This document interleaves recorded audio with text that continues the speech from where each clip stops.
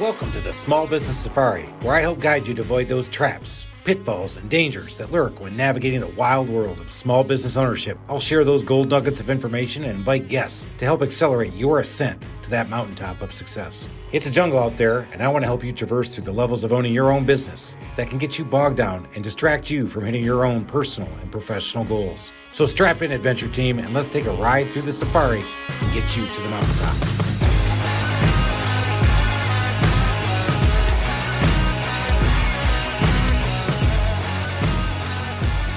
Alan, one of the greatest things about life is... Oh, please tell me. What? I can't remember. Guys, no, here's the greatest thing about life. We're always learning, man. Here's why we do it. We've been doing this thing now for so long, and I just had somebody come up to me the other day and said, hey, man, listen to your podcast. Instead of just going, oh, thank you, I said, can you tell me why? Not being needy, right? Yeah. But I said, no, let me ask you that next question. Why? And he said, you know what? You guys make me laugh, and I learn something every time I listen to you guys. And, you say, hey, if you can learn something, that's on you. He goes, you're right. And, he goes, it's a good time. I drive around in my truck. I go in between appointments here in Atlanta. We got a lot of traffic. I'm like, I got it, man. Quit talking. Because this is my show. No, I'm kidding. I didn't say that. I kept going. I let him go. I didn't let him. I really find that hard to believe. No, I did. I shut him up because I was like, hey, dude, whose show is this anyway? Don't try to steal my thunder. Huh? You're talking to Big Daddy. Guys, we got a great episode for you. Let's tee it up. Let's have some fun. Let's get going. But before we do that, Alan, What? what's interesting in life? As we learned. What is interesting in life? What we have learned is I just rolled out my word of the year to my company, Which was enema. It was actually close. It was ascend. That's right. Not ascend. Either way, you're making a deposit. So that's James Lang, bro. The bleachers coming in soon. We'll bring him in out of the green room, but that's why Johnny Carson let his people listen to the green room before they came out, make sure they were part of the show. James good at it. And we did ascend, and we did the Mount Everest theme, and we rolled it out to our technicians today. And what was interesting is I watched them, and it was a 17-minute video that my general manager, Kirk, put together. And I told him, I'm like, dude, that seems a little long. It's like 16 and a half minutes too long for you. I thought for my technicians, but for me, of course. Yeah. So he said, watch it. And I said, hey, the one that we rolled out to our office staff had the dead bodies in it going up Mount Everest. I said, where are those? He goes, oh, you guys told me those were too gruesome. I said, put those fuckers back in there. I said, that's what people remember. You work with us or you die. That's what I want people to know. No, that's not what it was. But, and that's the thing. That's the word of the year, enema. Ascend. It's ascend. Ascend. It's that sweet bay. So, guys, here we go. We're already getting started, making this thing happen. We're drinking our bourbon on the Small Business Safari. Don't forget to tap the app. Tell people about us. Go out there, rate, review us, follow, because we're doing this for you. We're helping you out. We got a great sponsor.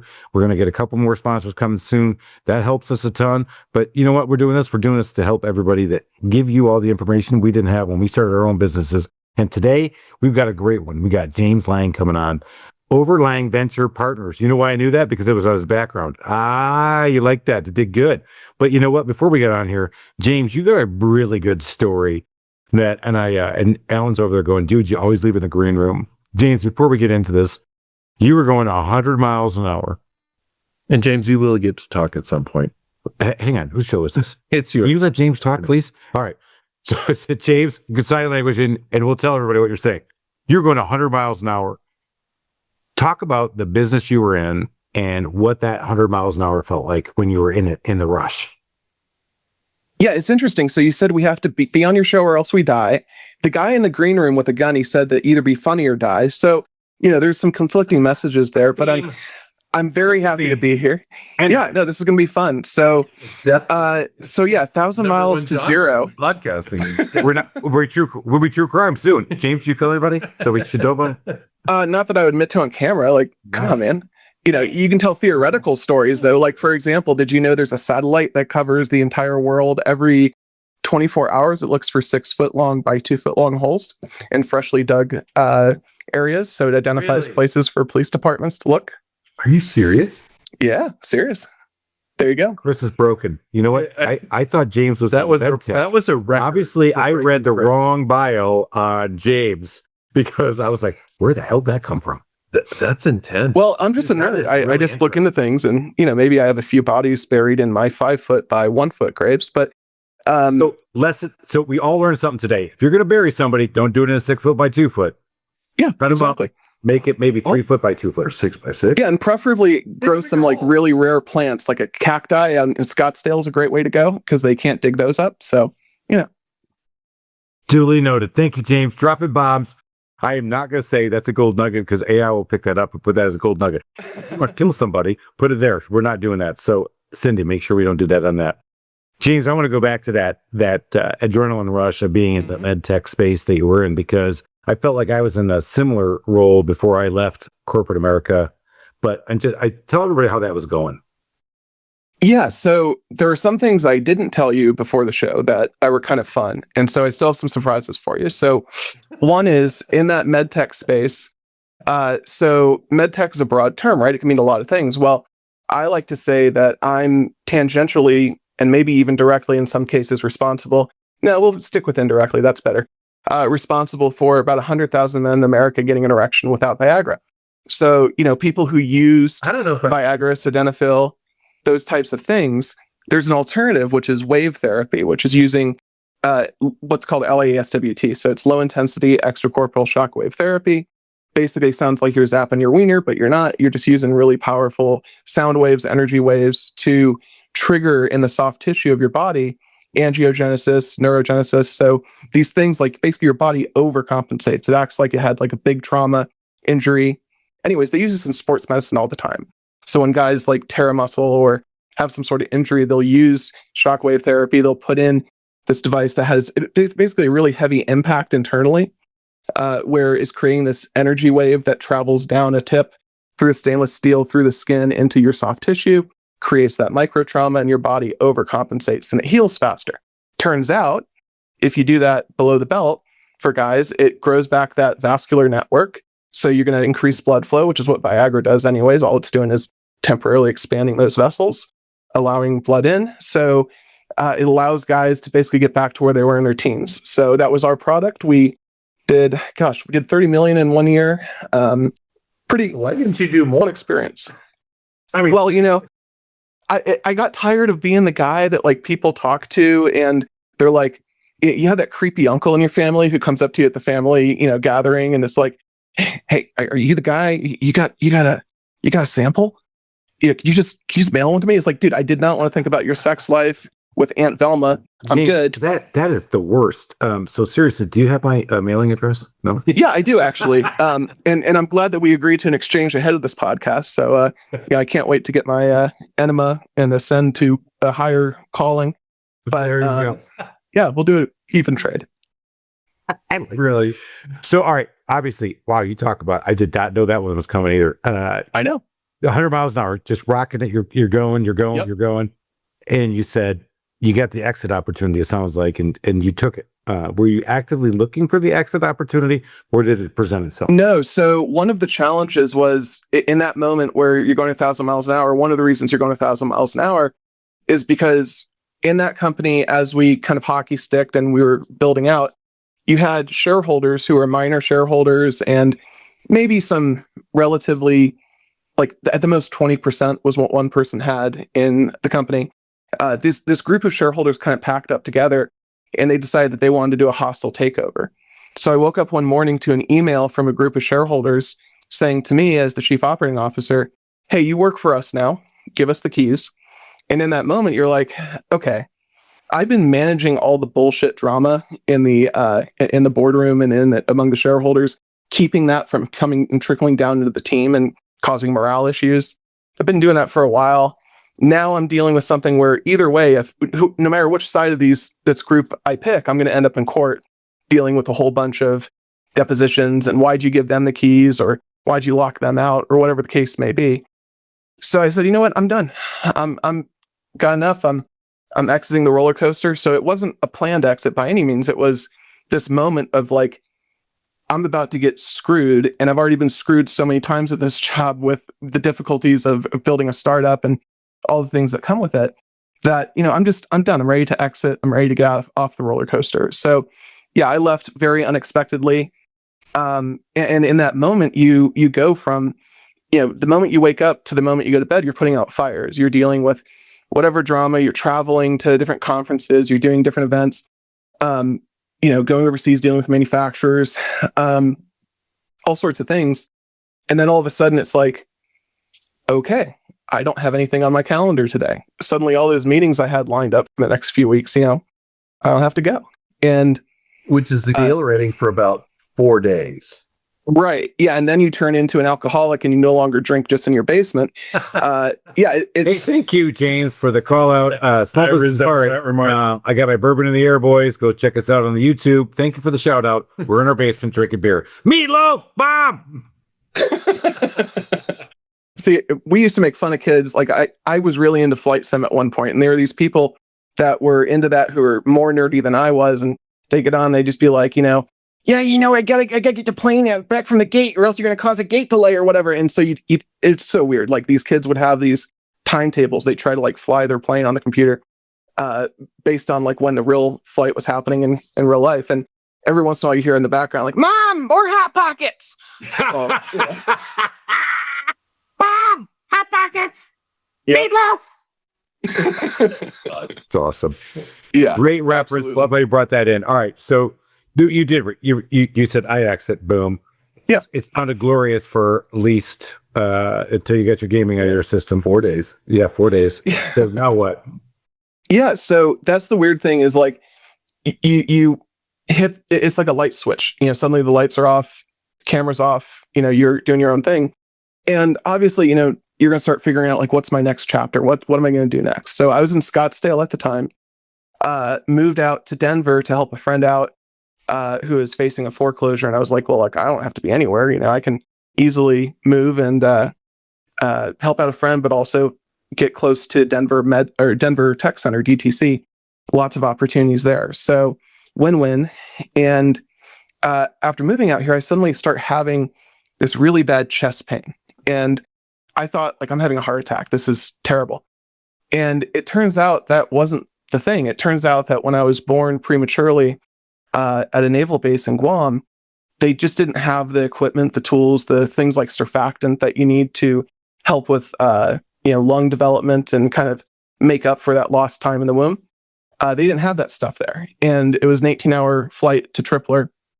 So it just wasn't going to happen in the time frame that was needed. Anyways, my point is this created kind of like a ticking time bomb for me that I didn't fully understand. I knew I had some abnormalities. I would get pneumonias more often than other people. I'd wheeze more. My 23andMe said I'm very unlikely to be an Olympic athlete, things like that. But all of a sudden, these chest pressures, start happening. And so I go in, and it just so happens, National Jewish Hospitals here in Denver. Big fan of the Jews. The funny ones are out in Hollywood, dealt with them a lot in LA. Turns out they're the ones that don't have a sense of humor become doctors. And I've learned that because like half the jokes I make there when I go there do not land. But I keep making them because I have no standards. And anyways, but it turns out National Jewish Hospital, one of the top respiratory research hospitals in the country. And so we literally create like a 3D, well, not we, they create a 3D scan of my chest and understand like what structurally is happening. So I learned that, at first, like when you get hit with that information, you're like, okay, they're thinking lung transplant. So you're thinking, okay, the expiration date on my milk carton just got a lot sooner. And so, okay, cool. What do we need to do? And so we're ramping up, doing all the testing and everything. Turns out my lungs, the actual physical lungs themselves are great. Don't need a transplant. Great news. So what's the issue? Well, it turns out my trachea, when I exhale, it's supposed to open up when you exhale to let air out. Mine collapses and causes friction or resistance. So combine that with the GI issues related to the same, premature birth scenario. You have both fluid and gases or air that get trapped in the chest over time. And so basically what I have for now is this kind of wave cycle of pain. So imagine you have all these opportunities, you're talking to recruiters, you're near Denver Tech Center. It's like, awesome. I can basically walk in anywhere I want and have a pretty good job coming out of there, and figure out the next chapter and not have to deal with a bunch of broke dicks. So, it was really an exciting time. And unfortunately, I wasn't able to take advantage of some of those opportunities, but that's when serendipitously, not only do I happen to live near National Jewish Hospital, but one of my best friends from Virginia Beach, where I grew up, we both made Eagle Scout together back in like 2009. He happens to live out here, and we just crossed paths. Project. Yeah, hang on 1 minute, man. Oh, I did too. Serious props on Eagle Scout because Ellen and I both know somebody who's done this. I'm probably not the same guy, but we are very proud of people who do that. Here in our town, we're in a suburb of Atlanta.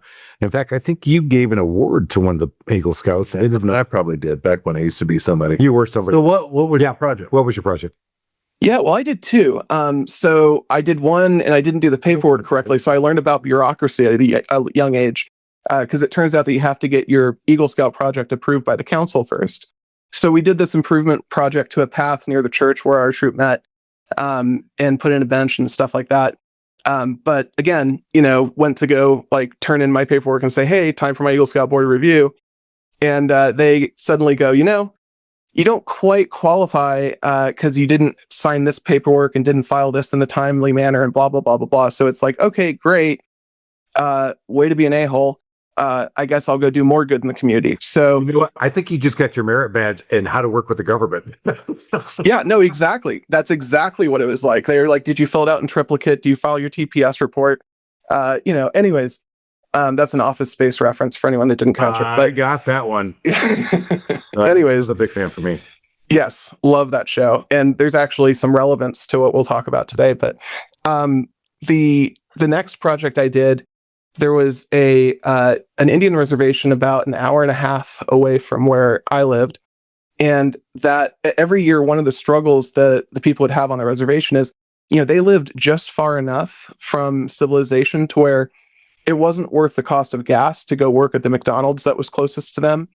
So they're in this weird place where it's like, if you go and work off the reservation, the only jobs available within a reasonable radius are minimum wage service type jobs. And if you add up the cost of gas and childcare, you're losing money by working there if you're a parent, especially if you're a single parent. So there was this challenge of like, how do you help these people kind of build a system? They hadn't figured out how to build a casino yet, I guess. But we worked with them, and what we did was we raised money and we ended up buying school supplies for all of the youth on that reservation, so that was something that was an expense the families didn't have to worry about, and everybody had what they needed to succeed in the classroom. So that was our second project, and that one was way easier than building a path and installing a bench. This was just going door to door and going like, can you give money to Indians, please? It was really easy compared to the physical labor of building that. Got another merit badge in how to win city council and then eventually try to run for state governor, because we had a Brad Raffensperger on many episodes ago, but talking about this. Man, great stories. All right, James, let's get back to what are you doing today? Let me weave it back together. So I talked about medical issue, figuring that out. Now on palliative care, still have some limitations around what I can do. Run into my best friend from high school. And I didn't mean to short circuit that. I figured you were completely healthy and all set to go again. So no, I told you I'm prematurely 80. I'm kicking it. So, we're living life. So keep fucking rocking, big boy. Let's keep going. Yeah. Man. You're going to make this thing happen. I know. We're having fun. So run across my buddy Jeff, who the whole time I had been in the operations marketing side of the world, because before I was at the MedTech, I was a freelance writer, then did SEO, content writing, then digital marketing for a bunch of lawyers, which I definitely did something horrible in a past life, because, you do marketing for personal injury lawyers. They're a bunch of dicks. Then you go into the MedTech space and you're fixing a bunch of broken dicks.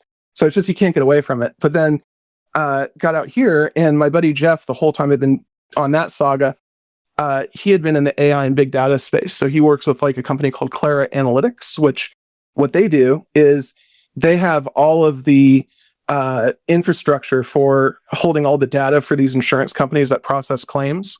So not only are they able to like store all of the data and make that efficient. So it's like petabytes and petabytes of data, but they're able to do actuarial analysis. They're able to cut down time on claims. They're able to use AI to actually predict how different claims will play out, which is important for insurance companies, because one of the challenges that people may not understand is when they have a claim that gets filed, they immediately set aside funds. Well, their AI will look at all the information around a claim and say, you might need to set aside $5,000 for this claim, or maybe you need to set aside $500,000 for this claim. And it can be very deceiving when the claim comes in, because one example was, Jeff was telling me the other day, this guy cut his finger, and so files an insurance claim. They're like, okay, cool. It's just a cut finger, $1,000 ER bill, whatever the case may be. We'll set that aside.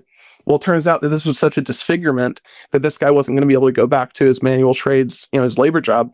And so that meant that this, what looked like a paper cut on paper turned out to be a life-changing, disabling issue. And so the AI actually caught it before the humans did at the insurance company and said, hey, you need to set aside way more money than you're setting aside by default for this claim as it comes in the door. So anyways, my point being, there's really great practical uses for AI, and every time my insurance premiums go up, I call and yell at Jeff. But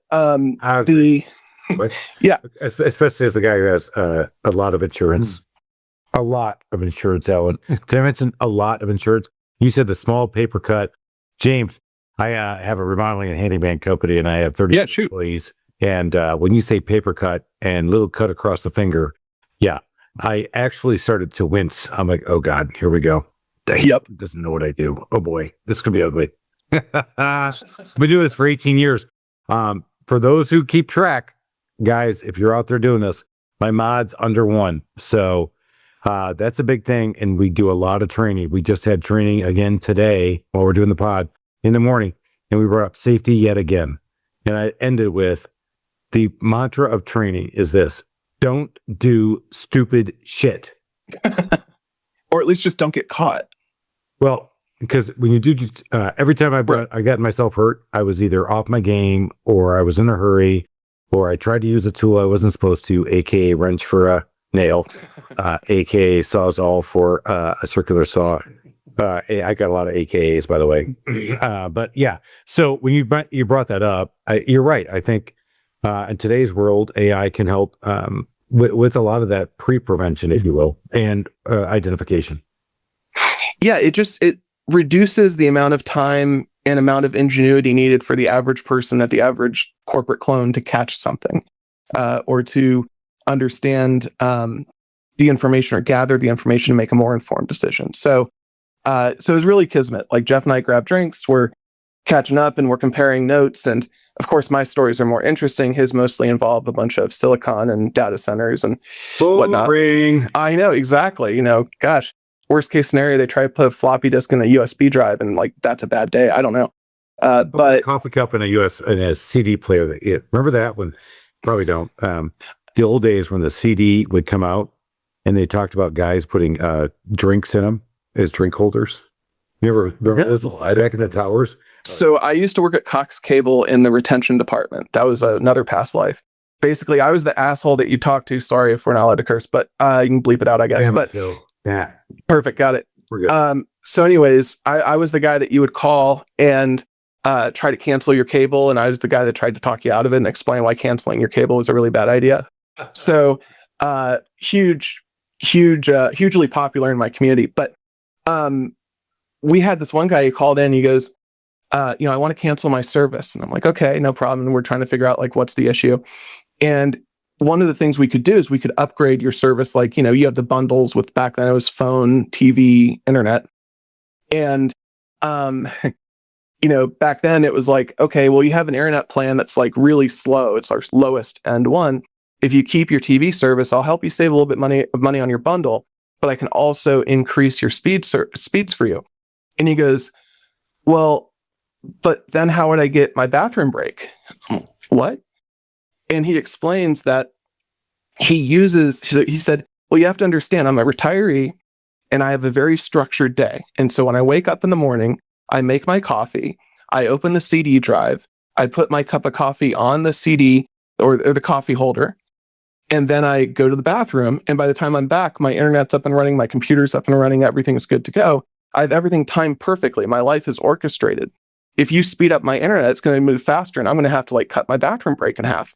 And this guy couldn't get past it. Like he was convinced that like just because something was faster, he had to alter the rest of his life and his morning routine. So, anyways, when you said the CD drive as the coffee cup holder, I love triggered that story because I've got like 100 more of these.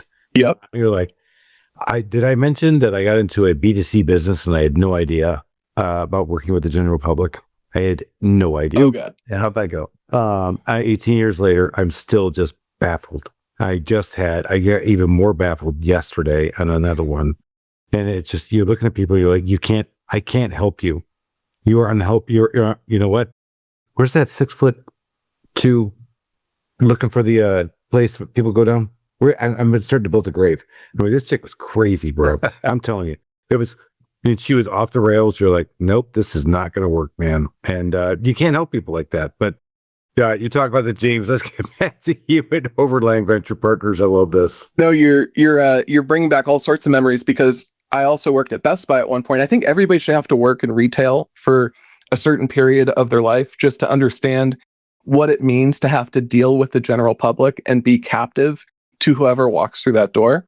And so you'd have like the gamut of people that would walk through. It'd be, y'all got that Wi-Fi? It's like, Wi-Fi? Like, are you talking about the internet?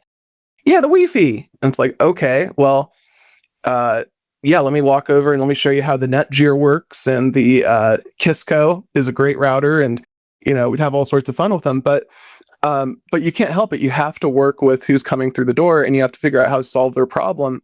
And maybe have some fun along the way, but you still have to be able to provide a good service because they're just going to complain and go to corporate. Or if you're a small business, there's going to go all over your Yelp and all your Google reviews. And all of a sudden you've got a nightmare from a social media standpoint. So 100%.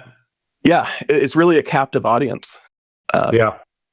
So anyways, circling it back over to the more recent. So Jeff and I were comparing notes. We're like, what could we do if we combine all of our experiences together? And I said, well, we can give Megatron a better erection. We can figure out how to like use some really cool technology and really do cool stuff. But he's like, well, no, if we take AI and we take those quiz funnels that we use to really hockey stick our sales and in the direct to consumer channel. And that's one thing I'm sure you've run into this on websites. You hit a website, it says, hey, take this quick quiz to see if our product's the right fit for you, and then enter your email to see the results. And so the reason marketers do that is now they're gathering information about you plus your email address, which means they can reach out to you without having to pay anyone else any money and then retarget you with an email flow that makes sense, that kind of educates you across the finish line. It's a really effective marketing strategy. But, what I said to Jeff is like, what if we could take that strategy and make it conversational? So instead of me answering the same 4 questions or going through a multiple choice, you have a conversation with AI, with a chatbot, basically. And so that was where we started. We were like, okay, let's figure out how to do that. So we did. The problem was when we built out that system just using off-the-shelf AI tools and kind of stringing things together just to make a rough beta launch, it cost us $800 in compute to run the test traffic through that funnel. So it's like you would die by success because the amount of compute and tokens and things that you'd have to pay for to power the back end of this thing in the cloud, it just wasn't sustainable. So then we're like, okay, well, that sucks. That's not going to work. So what do we do? And that's when we kind of went quiet for about 6 months and we started working on how do we allow people to take advantage of what these huge companies are doing, which is they have these integrated cloud AWS infrastructures that they own, and they set up their own AI system. So you have the engine inside of a wrapper. So you've got the kind of the motor of the AI. Then you've got the knowledge base, which is a bunch of JSON files that it uses for reference to understand context around what you're asking it. And then it connects into all of your data islands. So when you ask it a question, it goes to the knowledge base, says, do I know this already? If not, it'll go to the different computers, different hard drives, different places, try to find the answer. But the point is, all of that happens on your infrastructure. So you're not sending data off to a third party that might be proprietary. You're connecting it into something that you own end to end. And so I was like, well, that sounds really cool. why don't more companies do that? And he goes, well, it costs so much money to do that. I'm like, cool, but what if we made a version for the average business owner? And so that's what we did, was we built out this system that we can spin up. And so when it comes to AI and technology, we've really focused on how to solve some real problems rather than just theoretically sitting around and going, well, I think the market would like this. And wouldn't it be cool if we built this product? It's like, no, let's actually partner with business owners, see what they need. So that's one example of the AI side of things, and having, a tech wizard on the team and being able to do really cool things allowed us to build out. So that's one tool that we've been doing, but we call it venture partners because our goal is for the average business out there, if you're trying to figure something out, whether it's compliance, financial, operational, marketing, technology, all those things, we have a pretty diverse team of people who A, trust each other, but B, have a long work history together and know that everyone knows their stuff on the team to be able to solve complex issues, whatever comes across the table. We can kind of be that business owner's best friend and be like, I'd solve this. All right, give me an example of a problem we had that you guys have solved. Yeah. So one example is for law firms. So they deal with personal injury firms, especially. They deal with a ton of people calling in and saying, I was in a car accident and this happened, and the person wants to spend 45 minutes on the phone because it's very emotional and they're all jarred up and they're explaining all these details. What people don't realize is personal injury firms, they often have conflicts with, whoever else was in the accident. So like if they had represented them in the past, or if they had a relationship with a trucking company that hit you, or whatever the case may be, there's all sorts of instances where they can be conflicted out. Even though they want to help you, they legally cannot because they have a competing interest. So there's that, but there's also the challenge of, did the accident occur in a geographic area that we're licensed to practice law in? Or was the accident even something in an area of law that we, cover, that we handle? So all these different things mean that 45-minute conversation that somebody wants to have is often for naught. It's a waste of time, and you've burnt that labor inside of your team. Someone sitting on the phone with this person for 45 minutes only to discover you can't help them for whatever reason. And so what we did was we built out a tool that's kind of an intake tool. So people go onto these personal injury firms' websites, they chat in with the bot, say, here's what happened. The bot interviews them, has a conversation. This can also be done over voice. And then from there, the bot creates a brief and says, okay, and it does some basic, very rudimentary checks to see if there's anything flagged right away. But if not, it then schedules a time for you to talk to an actual person in the very near future, like, hey, are you available today at 2:00 to talk to so-and-so? And so at that point, it not only understands all the stuff without having to have a human from the firm sit there and, talk through it all, but then it also has a briefing of everything that was discussed so that the person doesn't have to reinvent the wheel when they get on the phone with the human from the firm. And then that person at the firm that's going to be able to handle that intake has a briefing of everything that was discussed. So they're able to more efficiently have that conversation and go from, take a 45-minute conversation down to 5 minutes of, can we help you or not? And if we can, here's the best solution to help you. It just makes things more efficient. So it's not about, AI is not necessarily about replacing jobs. It's about making those people who do those jobs that are very repetitive, handling those calls over and over again, making them 10 times more efficient so that you want to hire more people to do that job. And it makes the job more enjoyable than just sitting there and eating someone's details for 45 minutes only to discover you can't help them. Alan, you've heard me say this before. I attribute a quote to Elon Musk. Lazy owners, lazy business people will cut because of AI. Smart business owners will grow because of AI and increase the employee efficiency. So he's not advocating for cutting people. He's advocating for growing your business. And I 100% agree with this. I think this is the way to go. And so you guys are helping take big technology down to, of course, you pick on a personal injury. So one of the things, before we continue, I just want James to know, because I know he'll appreciate this humor. As a handyman, I have a billboard on a very small rural area of Georgia. And it says, we bought this billboard so you didn't see another personal injury lawyer up here. Call us, the Trusted Toolbox, for all your home needs. So, I love it. Not yet. You will. I have it designed. We talked about this, and it's gotten a lot of. You know, it's really affordable to do that too, because they have fractional billboards now, especially the digital ones. So you don't have to pay for an entire billboard 24/7. So we used to prank people at the office. We had these billboards near the office that would pop up, and so we'd find these really like one of our marketing guy at work. He would redone his bathroom, and he had a picture of he brought the toilet out to the driveway, the old one. And he's sitting there and he just like has this pose like he's thinking about something, and someone took a picture of it and it was like a joke. So we obviously hung that in the bathroom at the office, but on top of that, we also paid for one of those billboards for like every 10 minutes for 20 seconds. It was a picture of Dan up there sitting on the toilet, just staring up at the sky. And it was right on the way to work. So you knew that people who knew Dan would see it. It was great. That's beautiful. Yep. So James, as you guys are growing this thing, you're working with your buddy. Yeah. Let's talk about another success story. What's a big story you got? We're coming up in the end. And then we're gonna have to get the rapid fire. Yeah. Really, the focus right now, the success story to me is we're building something that people that I know and trust and care about, kind of what you might call your chosen family. And if you're a business owner, you know what this means. I mean, these are the people who really have made a positive impact on your business, and they're people who show up and actually give a darn and think about things 2 or 3 steps ahead before they do it, and come up with some good ideas now and then.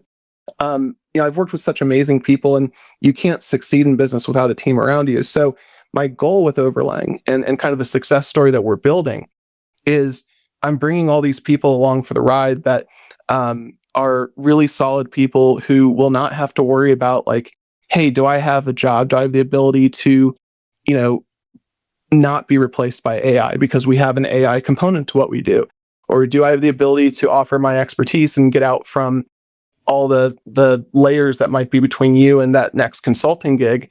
Let's build a team that works together that solves that, and it's a system that is able to outlive me. So it's something that at the end of the day, we're building something that's going to provide income and financial fruits for everyone involved in a way that's sustainable, that's good people doing good things for other businesses. So that's the focus, and that to me is the ultimate success story of being able to build something for good people to actually securely take care of other people the right way, rather than just a bunch of gimmicky, quick AI flipper cells or whatever. I mean, all these guys that were like experts on Bitcoin last year and real estate the year before that, now they're out there in the AI world, and it's like, you guys don't know what you're talking about. It's just terrible. But people buy from them because they like them. Find somebody who knows what they're talking about with AI, because you're right. I mean, yeah, every new thing that comes along, you've got these experts that show up, and there's somebody who just decided to hang out their shingle. And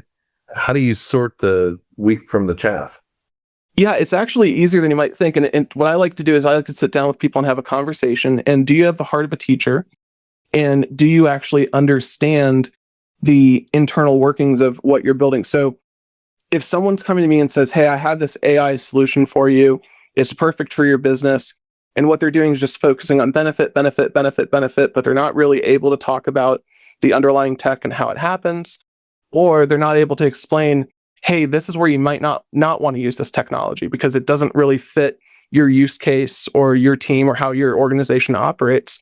If you can't have those kinds of conversations and come away from a consultation feeling like you learned something beyond just about their product, but learned something about technology, learned something about AI, that's somebody who probably doesn't have the expertise or the skill set to right size the solution.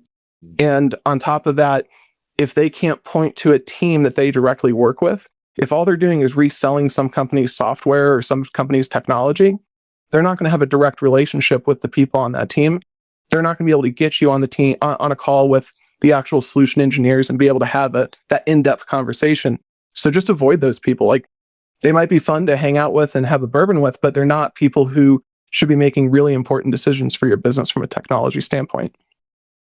We're still cool. We can still do bourbon, and we kind of know our stuff. All right, James Lang, how can everybody find you? Let's go get it out there. Yeah. So if you're a business owner and you're trying to figure out, like, how do I make all this technology make sense? How do I take my business to the next level? And you want to work with a bunch of people who've already done that. in various spaces. You go to Overlang, overlang.com.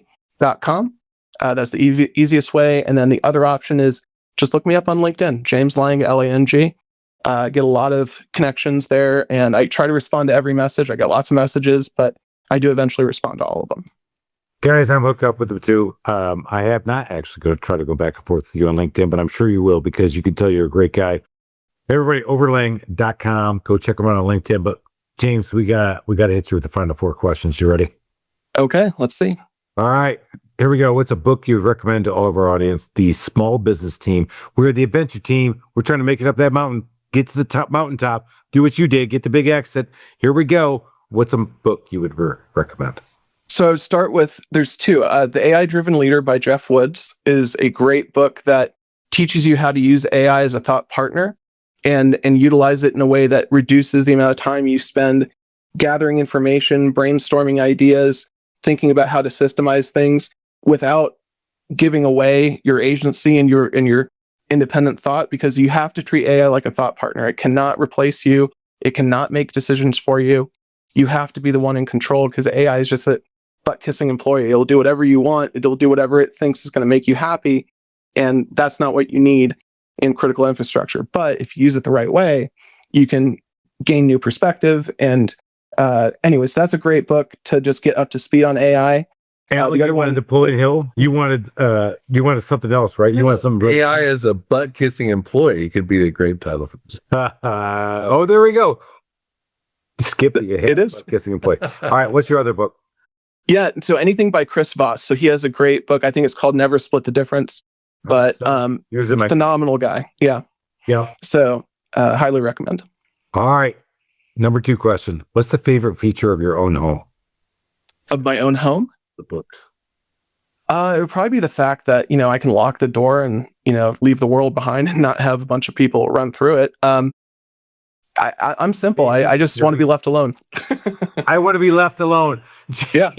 Jake's like, I want to be left alone, but I go on podcasts. Guys, he's getting out there. Clearly an introvert. Bullshit. You guys are a great talker. He's a lot of fun. He thinks he's introverted. He really isn't. Gregarious introvert. That's our buddy right over here, Alan Wyatt. He goes, you know what? Introverts make the best friends. That's why I hang with him. Because I let you talk. What? Shut up, Alan. Keep going. All right. So what's one of the things that you're out there, you're the customer, and we all love being customers. We talked about this a little bit, but Alan and I are kind of customer service freaks. I mean, crazy about it. What's a customer service pet peeve of yours? Oh, gosh. Okay, so I've had to deal a lot with the medical space as a patient over the last few years. And I absolutely hate the fact that for some reason, it seems like people who are learning English as their 5th language end up as the people that answer phone calls. And, so when you're trying to schedule appointments, figure out things, and it's like, oh my God, and God help you if you need to talk about billing and understanding why something was calculated some way, because not only do they not speak English, but they can't do math. So it's a nightmare scenario. So that's my pet peeve. If you're gonna put somebody in a customer facing role, they need to be able to actually efficiently help the person and not create just incredible amounts of time and energy suck on the other end for the customer. Time and energy suck. Amen. Love that one. All right, James. So I'm in the home repair business. I am a remodeling business. I want a DIY nightmare story. You said I can do this myself, and wow, it went way worse than I thought. Gosh, there's so many. So I think back to, okay, there's this project in our office. We kept getting this alarm that our fire suppression system wasn't working properly. And so, okay, no big deal. We called the fire department. They came out and looked at it and said, oh no, it's just a problem with this one head on this one dispersal unit, that if you replace that, the alarm will go off. And so, it being LA, we had all sorts of, very expensive quotes come out that wanted to solve that issue for us. And so we said, no, we can just buy the part and swap it out ourselves. Well, we ended up flooding an office. So that was an unfortunate event. We have got it, Alan. We got a flooding event. Lemony Snicket's and a series of unfortunate events. You know what? James Lang, you brought the heat. You were very authentic. We always talk about that in business, right? If you're not authentic, you're not real, man. You got to be authentic. That's how shit happens. You got to make it happen. Be authentic. Get up that mountain. Let's find out what goes on. Let's go figure out how to get up there. Get in that rarefied air. Let's go make it happen one step at a time. We got to get out of here. We got to go in because of money. Cheers, everybody.